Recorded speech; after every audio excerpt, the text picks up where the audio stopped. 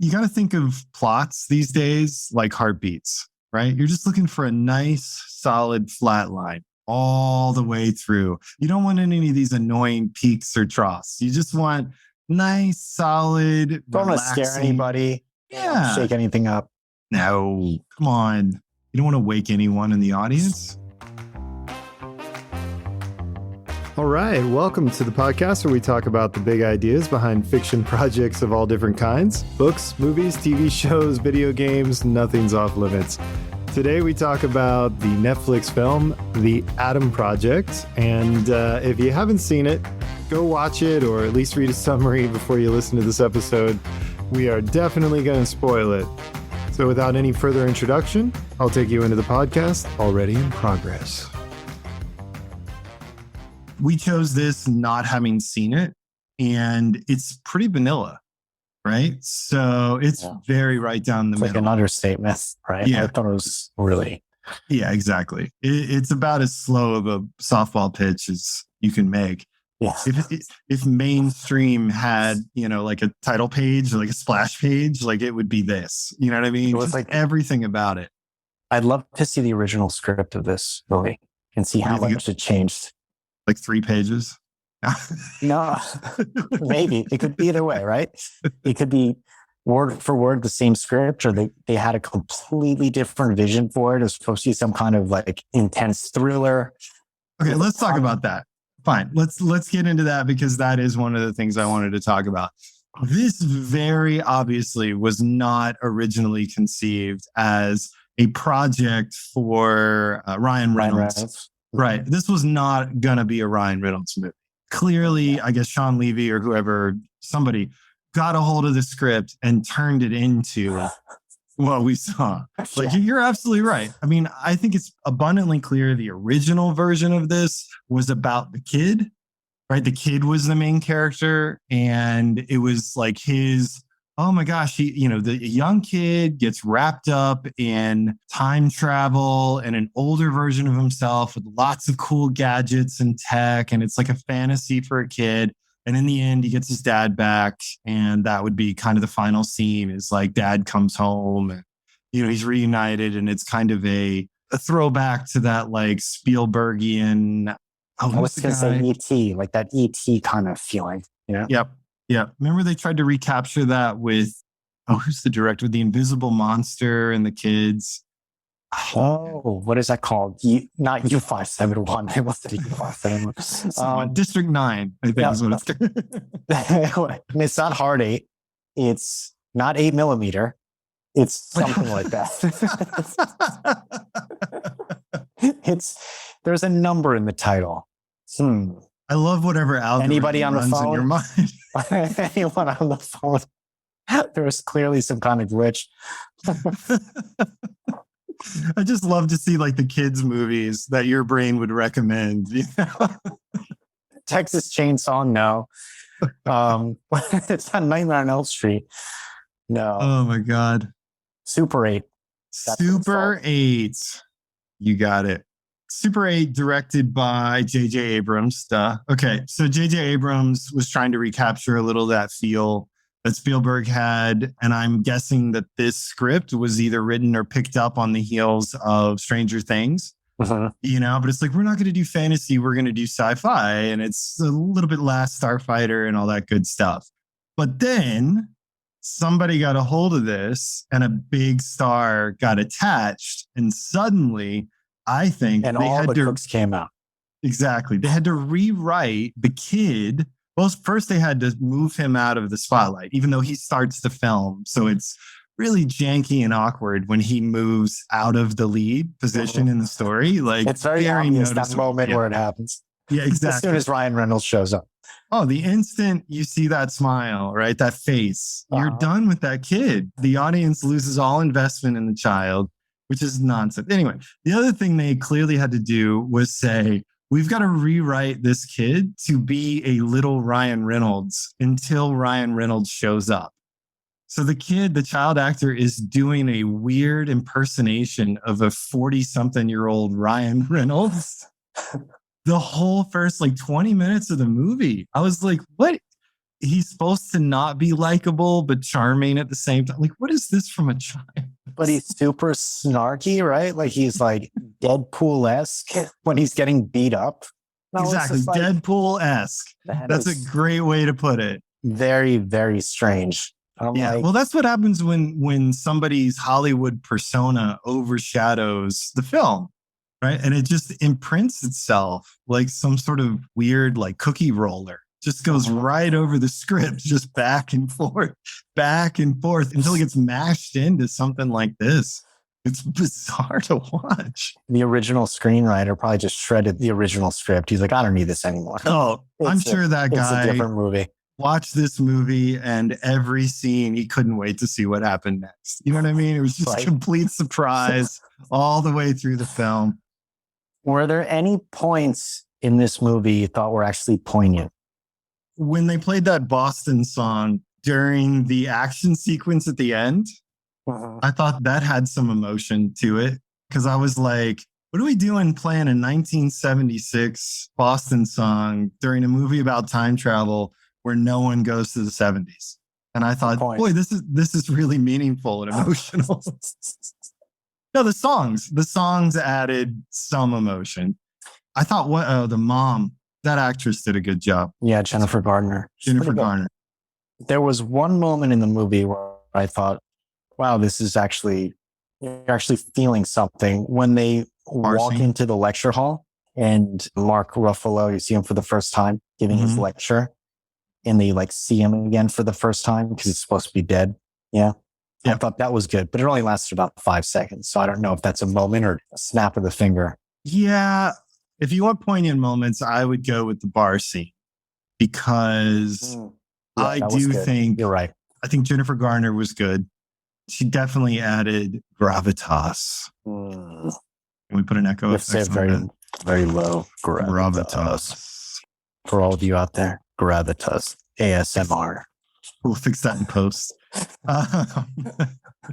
No, I think she actually seemed like she's probably the one character that didn't get cookie rolled, when they attach names. But it did seem like she was really connecting with the emotions of that character.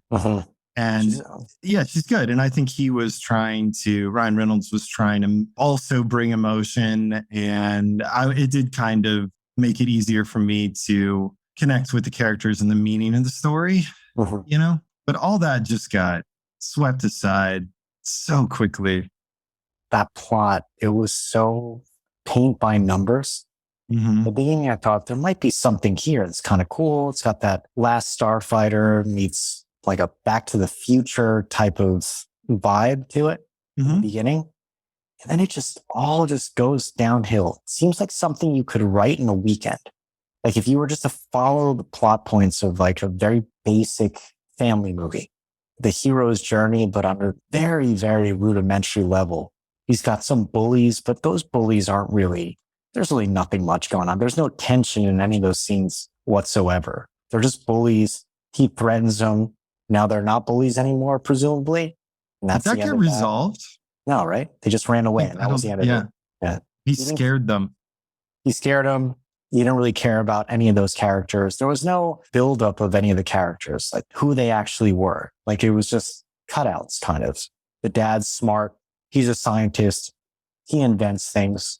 That's what he does. There's no real connection between him and Jennifer Garner either. And he's just an absentee father in the eyes of the son. But then at the end, he's not, apparently. And he's like, I love you guys. I always have. Great. Did the kid have an arc? No, I don't think so. He must have. They must have thought he did. They must have thought he did, but what was it? It's really him meeting his future self, pretty much accepting it and saying like, this is just the way things are. This is pretty cool. That's really the end of it. No real conflicts there, right? I mean, yeah. So he was a kid who was hurt and being bullied, right? So he had an issue with standing up for himself, or he was using words instead of fists. He was seeking out trouble because he was upset. That wasn't well defined, right? No. And then at the end of the movie, he just got his dad back at the end, right? Is Pretty that much. really character development to just get your dad back? Was there a moment that I missed before they destroyed time travel, which is literally what they said in the film? I'm not just No, I being know. dismissive with, you know what I mean? Like, I'm not just blowing off the more complicated truth of this film. Anyway, was there a moment before they destroyed time travel that the kid developed himself, like to be able to take on bullies or heal from the loss of his dad or anything like that? I must have missed it. It had to be in there. There was just that one moment that I remember, which is when his older version is fighting those future stormtrooper-esque guys, and he's using the VR to attack him with the drone. Right. That was it. And oh, no, I'm wrong. And then there was another time that he picked up that lightsaber thing and he started using it and swinging it around. But that was Again, is that character development? No, it's just him doing it. All right. So when maybe I just got distracted by all the flashing lights and the Boston song, but at the end, when they were fighting, when they were trying to destroy time travel. Yeah. Sorry. He was being held, right, by that guard who was weirdly magnetic when the other major characters, none of the major characters were magnetic. No. Anyway, he was being held and then they all got out of the mess and the movie ended. Did he have some sort of agency there that showed character growth that I missed? No. Okay. He didn't. Great story. Yeah. Pretty much that was it. He starts the same and ends the same. He never tries to run away from his future self at any point and try to go do something on his own. Right. There's no conflict. He's never approached by that woman from the future alone at any point. Was there a scene where he treated his mother better, where he would like recognize that she was also her and he was kinder to her? Did I miss that? Is that in there? I think you might have missed it. It happened for about 3 seconds where he's like leaving the house, but he turns around and gives her a hug while she's sitting there. Maybe that's the arc, I guess. That's his development, or that's what they cut it down to. Yeah, he's what the cookie roller left. This cookie roller hasn't left a lot, has it? It squished this film. Yeah, it's pretty much gone. Oh man. And those spaceships from the future that come back, it felt like I'd seen this movie a million times before. It was so disappointing because I thought there might be something here, right? You're going to meet yourself, 30 years ago. Like all the stories that you could have from that, you would think. Yeah, it's a wish fulfillment, but it's a wish fulfillment for a kid. It's because they shifted the focus to Ryan Reynolds. It doesn't work nearly as well because no one in their 40s, not many people in their 40s think, I wish I could go on an exciting sci-fi adventure to save the woman I love. Oh, and it'd be cool if like 10-year-old me was hanging around. That doesn't add anything to the adventure. Like I'll bring all the tech and the gadgets and the mission and the initiative, but he'll be there to like cause me minor problems. Very minor problems. There's really not. These got some bullies. Like momentarily be annoying and difficult, right? Yeah. And steal focus from me unnecessarily in key moments, right? That's about it. Which is, I get it. You're right. It's totally a wish fulfillment fantasy for a kid. To find out, I actually grew up to be like big and strong and hot, and I have a sexy wife, and I can fly super spaceships, and my life is really awesome, and that's cool, and that makes sense. But again, you don't cast Ryan Reynolds unless you have an equally or more famous kid, and you have to then also work to keep the focus on the kid. The kid's the main character. Older him is a secondary character. He's an extension or an afterthought, right? He's not the focus. I'm sure people disagree and they just love Ryan Reynolds. So they're going to think it was so great. But then the whole thing with his wife, and they try to turn it into like this really big deal, right? The fact that he was coming to rescue his wife or whatever. But then when you think she's killed, or was she killed at that moment? She was killed. But he went back, right? But it didn't really you didn't feel anything about it because you didn't really know her all that well. Right. And then he just took off and then she was killed, right? But then he hears about it from that villain woman. And then the next thing you know, he's just back meeting her again. So everything's totally fine. So there was really nothing there that really bonded them, or for you to say like, oh my God, it's so sad that she died. It was like, oh, they just cut. She's not around anymore. She was around for about 3 minutes. Yeah, no, she was in it, and it was his driving force for the first chunk of the film, like maybe half. Mm-hmm. And that was like, I guess, somewhat interesting. It had some emotional salience. And that actress, I thought, played the character pretty well and put a lot of intensity into it. The way she went down at the end was sort of like, I think, a betrayal of the character a little bit, because she seemed smarter and more competent. And probably if this had been her story and her younger self, the whole thing would have ended much sooner and more efficiently. But maybe not if that's her way of dying at the end. It was a weird self-sacrifice where she probably could have eliminated most of the stormtroopers, or, led to a much longer chase.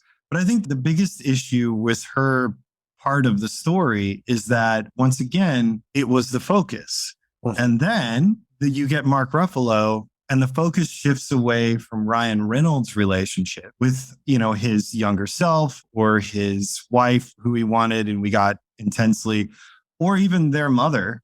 It now becomes this weird quibbling between Ryan Reynolds and younger version himself and his father. And they just kind of quibble for a while. Yeah. Which totally overshadows the relationship with the mother and the wife, and puts them way, way backseat in the audience's thinking, until, you're right, there's an epilogue scene where, oh, okay, everything's great. Happy ending for everyone. Yeah, it's weird when they do that, when they introduce a whole new scenario, a whole new dynamic between those characters. Mm-hmm. And within that dynamic, there's not much tension going on. They basically argue a little bit, very little bit, and then they kind of get on with the business of destroying that reactor, the time machine. No one says, I'm not going to do this, or I'm out, or I can't do it. So there's no tension around any one of their motivations. They're all in. And you realize that from the get-go. So it's just like this banter back and forth, but they're all going to go do this anyway. So you're like, okay, I guess that's what's going to happen. Like, there was nothing.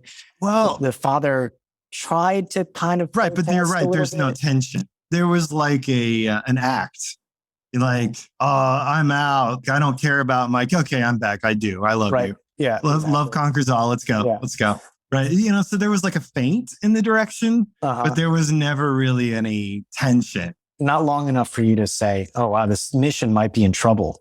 Right. Yeah. Mark Ruffalo may not love his kids as much as he loves the time stream and wants to preserve reality, because that's this kind of film. Mark Ruffalo is cast as the dad who cares more about anything than his own family. Yeah, that's why you cast Mark Ruffalo, because he's such a hard-edged jerk. Yeah, exactly. He's the most likable guy. And Ryan Reynolds, right? No, those two people together, and you just know they're not going to start agreeing and get along. Yeah, it's going to be combustible. What a combo. Yeah, I don't know. I mean, they're big names. I get it.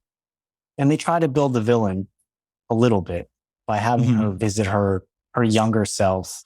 And I think that was really maybe the most character development of the whole movie, if you're going to call it that. Yeah. Right? Like, she was, I guess you can't really call it character development so much. It was an There's attempt. two versions of her, right? One is more pragmatic. The one based in the past, the one in the future knows everything that's going to happen. So she's so hardened by the whole ordeal. And it would have been nice to see the future, wouldn't it? To see we did. We did for a hot second.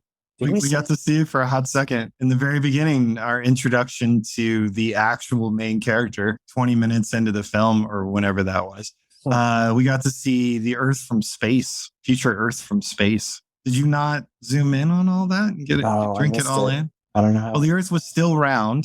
I don't know if that helps. All right. No. Oh, it's coming back to me. No. I mean, but that's the point. There's really nothing in this film that you need to remember.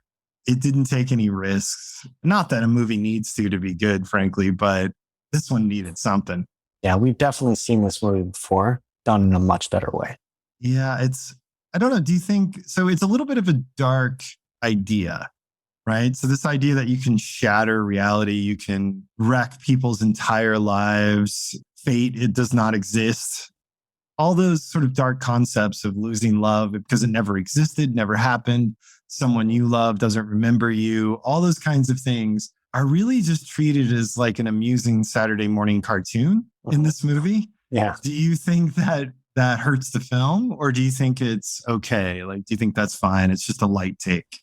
I think it's fine if you're just going to look at the surface of this type of movie and say, oh, this is just kind of like a popcorn movie. You're not going to delve deep into like the actual dynamics of what time travel would be, or him coming back and how he's affecting the future anyway. Did this all happen already? Is everything locked in? And apparently with the movie, you can go back, shift everything around and everything's fine. Right? Yeah. There really weren't any negative consequences to all their monkeying. No, there weren't. Because everything just kind of ended up the way it was supposed to at the end. The father didn't want to know what was going to happen to him in the future. Like, don't tell me, don't tell me. I don't know. I think with any movie that deals with time travel has the same problems, I think. You know, they're always traveling back, messing things up, but then were they part of the future? You know, did it already happen? It didn't happen. Are they on a different timeline altogether? Or timelines merging? Can you destroy one timeline and jump between them to have an alternate ending? Are there multiple versions of yourselves? But yeah, I think this movie kind of used that conceit as just a plot point. Like, oh, we're just going to send him back. He has to do something and he has to mention time travel. So we're going to just do an overview of time travel and the way we want to say it. Oh yeah, you can go back and change things. But then at the same time, he's always saying like, we shouldn't be interacting with each other, right? Because we're going to affect the future. And then at one point, Ryan Reynolds says, oh, everything that we know about time travel is wrong. Did you catch that? I don't remember exactly what he said, but it didn't make much sense. And he said it in like one or two lines and then never talked about it again. Yeah, I think that's the old philosophy of like hang a lantern on it so that, you know, a certain percentage of the audience is going to be like, okay, so how does time travel work in this universe? And I think the way that they kind of dodged that was to just sort of acknowledge it in a lighthearted way and then laugh it off and move on. Certain things are good and certain things are bad, and everything that's going to happen here kind of closes the loop, and you end up with this nice balance of either what was supposed to happen initially or just good stuff, right? It's like the opposite of the butterfly effect. Remember that movie? Yeah. Right, where he keeps trying to make things better, but he realizes every time he changes something, it affects other things in ways that he can't predict until eventually reality is such a mess that he just decides to kill himself in the womb. Right. I remember that movie. Spoiler alert. Yeah. I mean, maybe that's it. It's either that or this. Maybe those are the two options for a movie that tries to examine a recursive time travel on your own life. Right. Yeah. I keep thinking about the fact that they destroyed the machine that created time travel. But then at the end, he's back to 2018. Mm-hmm. So is the machine created again in the future? You know, once again, I think you were directed not to focus on these things by the style of the film. I just focus on him pretending to be asleep with his eyes open that he kept talking about. That was his big joke at the end. Yes, exactly. Right. That's just I think that is just look over here. He was explaining to the audience how to watch the film. I think you just got the point of the movie. All right. I think we can wrap it up now. Yeah, just fall asleep with your eyes open. You cracked the nut. That's the level of intellectual engagement that you need to engage or to activate in order to enjoy this film. Yeah, we'll just throw a random scene in there at the end. This is why I like working with you, because you always find the truth. You crack the nut. I get right to the point. Yep. I think that's what the director was trying to teach us all. That it's all for nothing. And the time travel part is just... It's rest. It's restful time for your brain. Turn your brain off. We're going to mention time travel, but don't pay attention to that. Look over here. There's colors. There's lots of colors. And lasers. And they spin around. Yeah, and then some people will hug and then you have to go back to your life. But like for this one, if I start asking you, where would you go with this intellectual property? The answer is nowhere. Like I think we're good. Nowhere. I think we would. I think America is good on scratch. Yeah, exactly. Well, I'd do a sequel, but this time the kid travels through time and goes to the future. Oh, and he has to reinvent time travel in order to save his future wife. And whatever. It's like, nah, who cares? Because it's just going to be Ryan Reynolds again, and he's going to take over the story because he's. And that's going to be the end of it. Yeah. Yeah. It's like, no, it's we're not going to be dumb. Yeah. I would open by killing Ryan Reynolds. That would be the beginning of the film. And then I'd bring him back in the end where there's like a kind of a throwback where he exists again. And that's the happy ending. That would be a plot twist, huh? I mean, it just would be, as much as Ryan Reynolds can be entertaining, like he overshadows the story too much. So there's nothing to talk about. Actually, that would have been a really interesting movie where you think that he's going to have his future self the whole time, like helping him on this mission. But then all of a sudden his future self dies. Right. And he's just a kid. With a big pile of gadgets. Who has to figure them all out and make his way to the end of the movie where he's supposed to destroy this time machine. But he has to figure all that stuff out without the help of his future self. That would I have a question for you. This may be nitpicking, but I have not mastered the art of leaving my eyes open and turning my brain off. Do you remember the scene when Ryan Reynolds explains why ostensibly he needs a younger version of himself, right? Or why he needs that version of himself to come with him on the ship? Do you remember where they go to the ship and it's up in the trees and the ship won't let Ryan Reynolds? Because the DNA, it's locked to his DNA. Right. But it won't let him onto his own ship. Because he's injured. Okay. So then he needs the DNA from the younger version of himself who he did not intend to recruit, but has to bring along because the ship will only respond to his DNA, if he's not too injured to fly, right? But there's a 10-year-old version of him that's never encountered the ship and who doesn't know how to fly the ship. Yes. But he can unlock the ship. Right. That's where you're going with that? No, it's not. Sense? It's actually worse than that. So you're telling me, if I understand this technology correctly, it can tell that adult Ryan Reynolds is injured, but it can't tell that the other version of him is like 10. Right. That's what I'm saying. So how's it? It's like you're missing like 2/3 of your mass, but you're probably fine to fly the ship. You seem really slim. Yeah, it's okay. Shorter. I'm fine with you being smaller and weaker and completely different in every way, physically speaking, as long as you're not actively bleeding, which is the one physical trait that I'm able to assess. You want to get blood all over the ship. Okay, that's what it is. I'm clear the ship just doesn't want blood. As long as you're not going to bleed on me, I don't care if you're 10. It's so dumb. What biometrics is this thing measuring? It's not very good ones. It's not your heart. It's not beating really fast, even though it's much, much weaker than it was like 10 minutes ago or whenever he was on board. Maybe it had a sick day during that class on setting the algorithm up to figure out which version of Ryan Reynolds it was. So he could only detect gunshot wounds. It can't detect A's or anything else. It can only detect laser blasts or whatever that was. So I wonder what the limits are, right? Like if Ryan Reynolds had showed up and he wanted to get on board, but he was the same mass as the younger version of himself. Like he was missing both of his legs and both of his arms. They'd let him Would the ship be like, that's fine? Yeah, he's fine. At least he's not shot. It's the right DNA. He's not actively bleeding on me. There's no bullet hole. He's way lighter now. Check. Yeah, exactly. Adjusting fuel efficiency calculations. This is better. I've been working so hard with this heavier version of Ryan Reynolds this whole time. Oh, this is an improvement. This lower mass of Ryan Reynolds is just fine.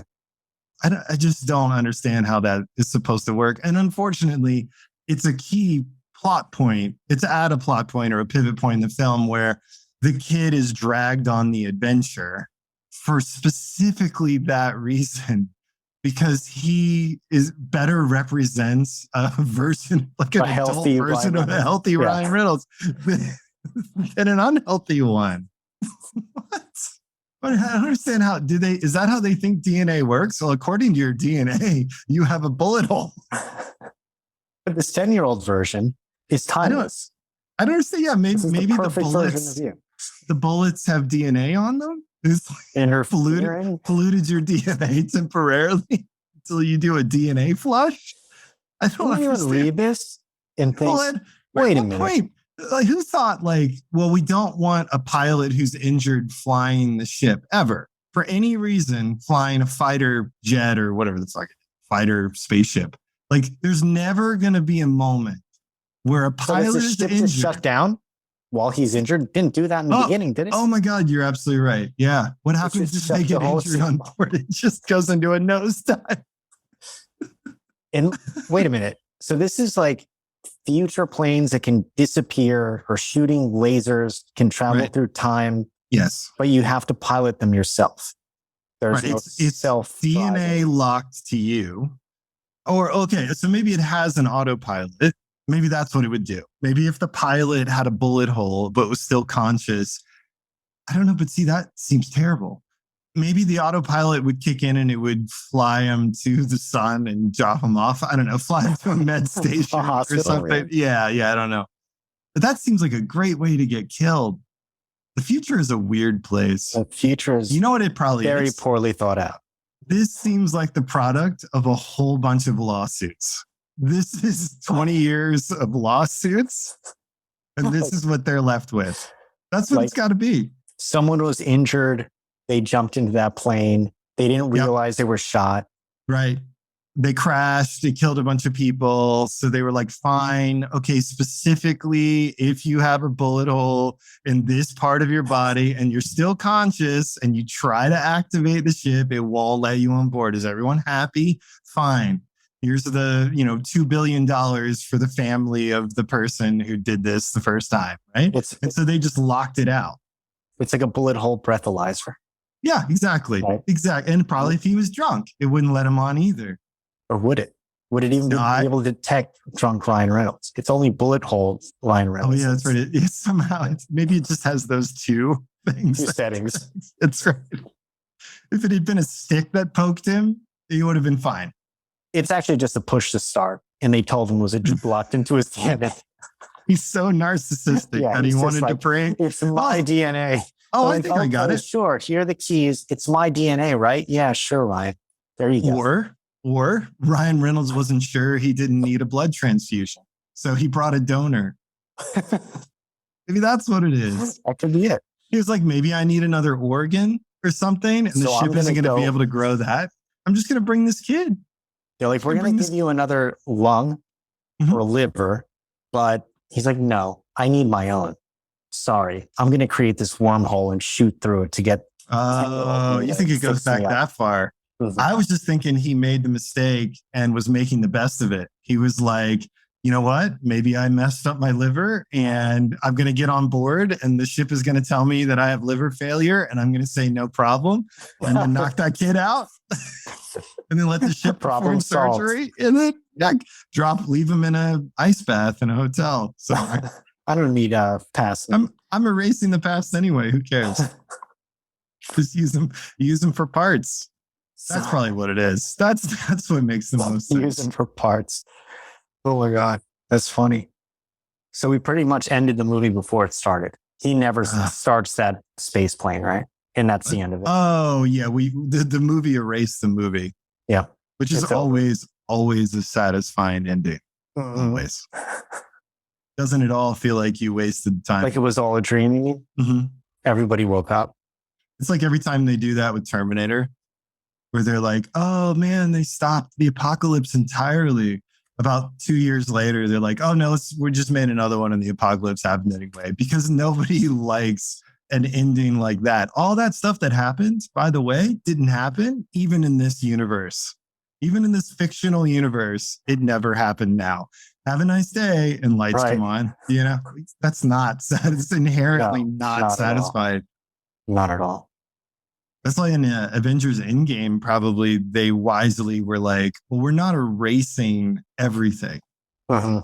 We're not just going back to, Thanos was defeated in the past. They were like, no, there was still a period of time where half of the population of the entire universe was gone, right? Or the galaxy or whatever the extent of that was. So, or Earth, because that's probably everybody that we care about in the movie, but they're like, no, they've been gone and now they're back. So you got to deal with that. Otherwise, it's like, okay, so we sat through 2 films in that case, and the end result is the beginning of the first film, which is what this movie just did to us involuntarily. They probably didn't even realize they were doing it. They're just like, we need an end scene that's kind of funny and quirky, and we got to show their life because everyone's going to want to know what happened to her. Yes. End of story. Perfect. Good stuff. Perfect film. Great movie. Yeah. I had high hopes for this movie. I don't know why. It kept popping up on Netflix, and I was like, "Oh, maybe that'll be interesting." The algorithm finally got me. Yeah. Well, next time we'll talk about Is It Cake? That looks amazing. I haven't watched it yet, but I can't imagine what we're going to get out of that. Actually, I can't believe that that's an actual show. I can't believe I watched the first episode. Like, oh my God. I know. I sat there and watched the whole thing. And it made me hungry and a little bit disgusted with myself. They make a cake and it has to be really realistic looking, and they're judges or something. Yep, that's right. And they don't really take it seriously, and it's not a lot of money at stake. And you're just sort of like waiting for them to cut the cake. Think of all the ideas you've ever had in your life. And someone just came along and was like, let's do a show on realistic cakes. And someone was like, I love it. Let's do it. And the other person said, do what? And they were like, well, you just said, right. But what would the show be? It's like Seinfeld. Realistic cakes. Nothing.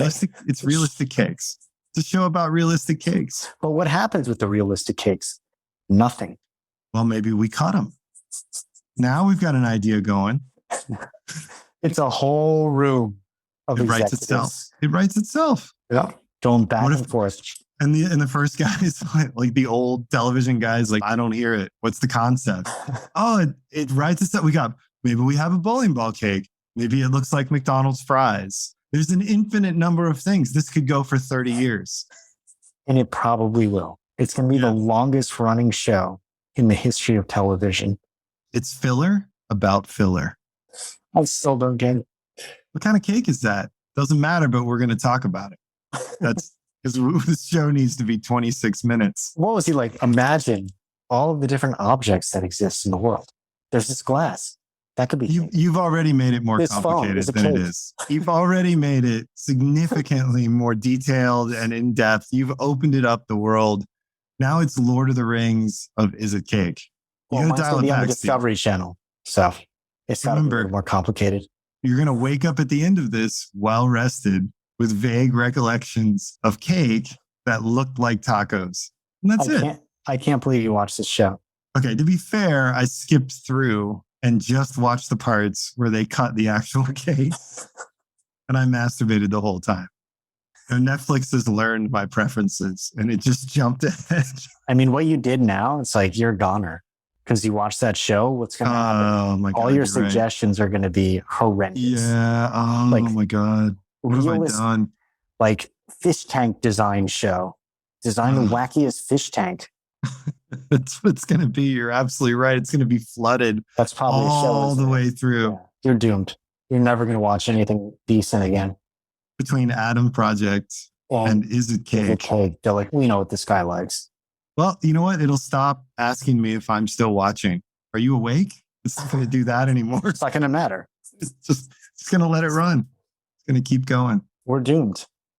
Pretty sure there's not a brain in his head. It's just cake. It's cake and convoluted time. As soon as I boot it up, it's just going to start playing stuff. It's the Game of Thrones of cake. Actually, that would have been a better last season if they just found out everything was cake. Oh my God. I'd be less upset, I think, if we just found out. The White Walkers, vanilla. It's vanilla cake. They all just turned to vanilla cake. And then he goes, I hate vanilla. And that's the end of the series. Let them eat cake, right? That could be. Yeah. I mean, it's clearly at that point, it's a historical metaphor for something. What about a show that's called Let Them Eat Cake? And there's one character in every episode that the audience tries to figure out if they're cake. Mm-hmm. I like that. Right? That's it. But again, you're taking the successful concept and you're adding tension. No tension. There's no secrets. That's How not about we hot find right out who's cake in the beginning, and then we just watch the rest of the show, knowing who the cake is. Okay, now you're getting it. Right? Now you're getting it. You start off, and before you realize that one of the characters might be something other than a character, you find out they're cake. And then the rest of the episode is people eating said cake. Perfect. Nailed it. See, there you go. You got to think of plots these days like heartbeats, right? You're just looking for a nice, solid flat line all the way through. You don't want any of these annoying peaks or troughs. You just want nice, solid, Don't want to scare anybody. Yeah. Shake anything up. No, come on. You don't want to wake anyone in the audience. Have you seen Too Hot to Handle? I watched Pretty horrendous. some of the first season. Pretty horrible concept. Okay, I'll tell you how much I got out of that show. I watched the first season, and I believe one of the women in that is Too Hot to Handle the one where it's like two women and then a bunch of dudes? No, Is that the it's right the one where they're all on like they're all They're in a not supposed to resort. have sex or something? Yeah. Okay. Yeah. Pretty horrible. And there's like an Alexa type device that they talk to. I thought that was all like ADR, like dubbed in. It's got to be, right? And they're just pretending. I'll bet when they're there, like when you watch a show, it's like, hello, I'm the person guiding you and I'm the AI and you need to listen to me. I think probably when they're there, it's like, okay, listen, there's a producer and I want you guys to Look up, look down. So Look the left. rule is if we're trying to talk to each other, Look left. you're like, woo, Look right. Look I'm surprised. gonna need you to look surprised right here. It probably is. This is not the positive podcast that I envisioned. This is not. This is not. This is now Mystery Theater. This is not the 5,000. upbeat, affirming, positive morning commute experience that I thought we were going to cultivate. That's not our audience. What a couple of jerks. All right. So thank you for listening. I don't know why you're still here, but I appreciate it. We will be back next week with an original idea that you can tear apart. And I hope you guys reach out to us and let us know how wrong this episode was at don'tencourageus@gmail.com. Look forward to seeing you next time.